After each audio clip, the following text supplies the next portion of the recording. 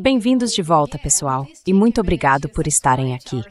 Antes de começarmos, tirem um minuto para se inscrever em nosso Substack, em worldaffairsandcontext.com e considerem apoiar o canal, tornando-se membros no YouTube ou no Patreon. Um artigo recente intitulado A Ucrânia e a Nova Forma de Guerra, publicado na Foreign Affairs, oferece uma análise muito interessante sobre o que a guerra por procuração com a Rússia, por meio da Ucrânia, ensinou aos Estados Unidos. Os Estados Unidos encaram isso claramente como um teste, uma espécie de experimento de laboratório.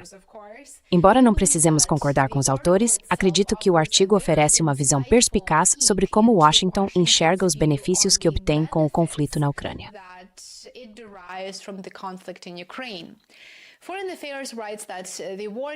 A Foreign Affairs escreve que a guerra na Ucrânia se tornou mais do que um conflito regional. Ela surgiu como um ponto de virada estratégico para os Estados Unidos. Analistas argumentam que a guerra oferece 4 grandes lições para Washington. No vídeo de hoje, vou explicar essas lições em detalhes. Primeiro, o uso de armas nucleares é uma possibilidade real em conflitos entre grandes potências. Segundo, uma guerra convencional prolongada pode se desenrolar sob a sombra das armas nucleares. Terceiro, os limites de escalada não são fixos, mas moldados por meio de negociação e interação. E quarto, o atrito dentro das coalizões é inevitável.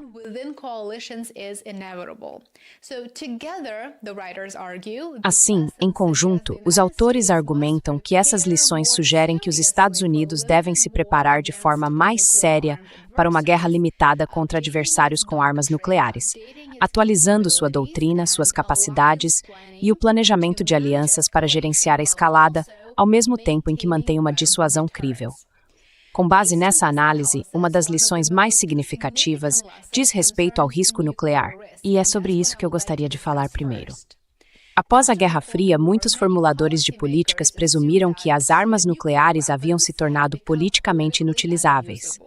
No entanto, o uso nuclear tem sido uma possibilidade real em certos momentos deste conflito. Isso demonstra que a coerção nuclear continua enraizada na rivalidade entre grandes potências.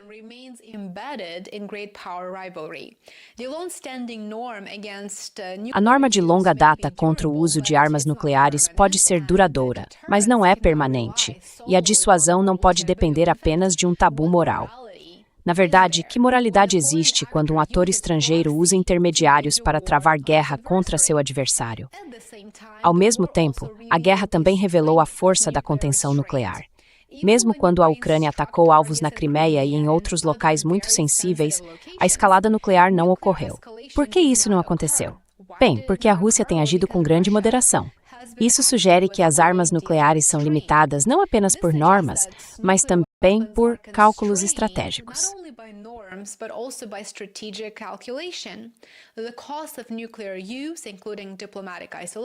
O custo do uso nuclear, incluindo isolamento diplomático, possível retaliação da OTAN e perda de controle sobre a escalada, parece ter superado qualquer benefício potencial. Nesse sentido, a Ucrânia demonstra tanto a realidade do perigo nuclear quanto o papel contínuo da dissuasão.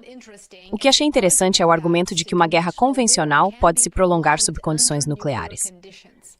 Antes de 2022, muitos presumiam que conflitos envolvendo potências nucleares ou escalariam rapidamente e de forma descontrolada ou terminariam muito depressa. Mas, em vez disso, a guerra na Ucrânia se tornou uma luta desgastante e de atrito, definida por artilharia, drones, logística e capacidade industrial.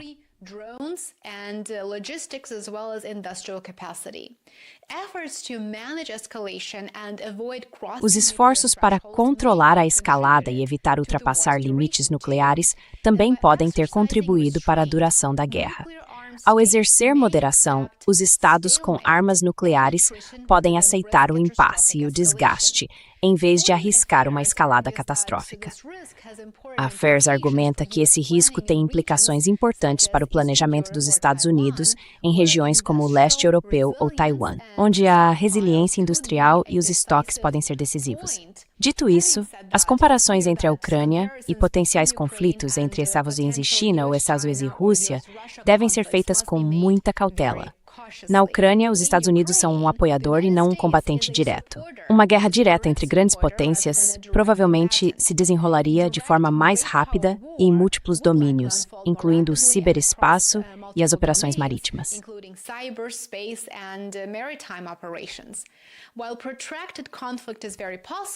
Embora um conflito prolongado seja muito possível, os autores argumentam que a dinâmica de um confronto direto pode ser muito mais intensa ou complexa. Agora vamos passar para a terceira lição discutida no artigo. Essa terceira lição diz respeito à natureza da escalada.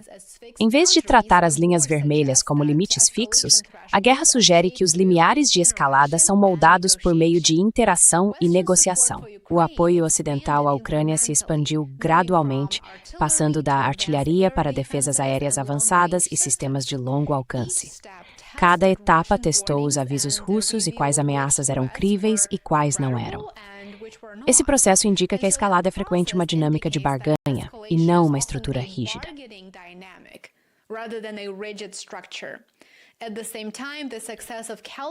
Ao mesmo tempo, o sucesso de uma escalada calibrada pode refletir a cautela dos estados com armas nucleares.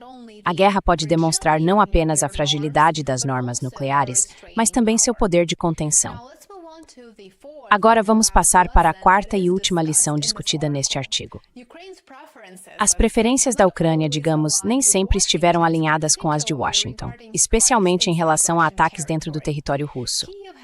Kiev frequentemente defendeu, talvez com a colaboração de seus parceiros do Reino Unido, uma ação mais agressiva, enquanto os Estados Unidos priorizaram evitar um confronto direto entre a OTAN e a Rússia, mesmo enquanto ajudam a Ucrânia a operar equipamentos ocidentais e usar inteligência ocidental para realizar ataques dentro da Rússia.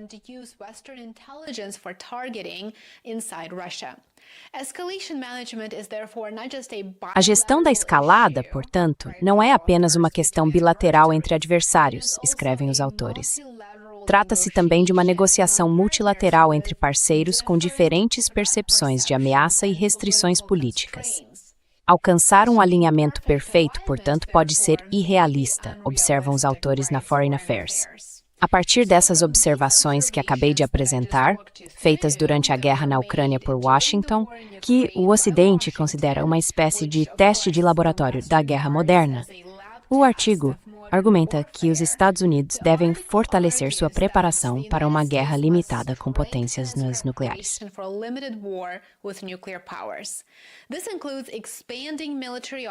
Isso inclui expandir as opções militares, fortalecer a capacidade industrial e melhorar a coordenação entre as alianças. Em última análise, e é muito grotesco dizer isso, a guerra na Ucrânia serve como um teste de laboratório para os patrocinadores ocidentais. As armas nucleares continuam sendo centrais na competição entre grandes potências, mas não tornam a guerra convencional impossível. Obrigado por assistir. Espero que você tenha achado este episódio rápido e interessante. Se puder, considere apoiar meu trabalho. Agradeço imensamente a cada um de vocês que se tornou assinante pago. Muito obrigado, lembre-se de curtir, se inscrever e compartilhar, e nos vemos aqui novamente amanhã. Até mais!